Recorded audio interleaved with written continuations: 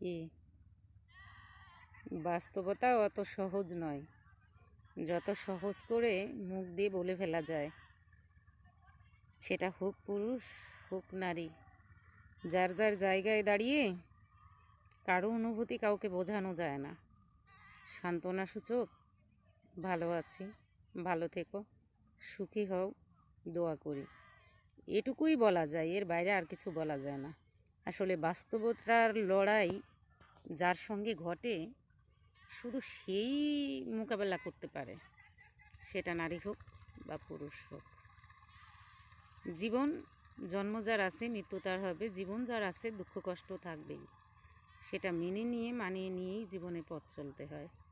আমিও চলি, আপনারাও চলেন। কেউ বলতে পারি, কেউ বলতে পারি না, পার্থক্য এটুকুর।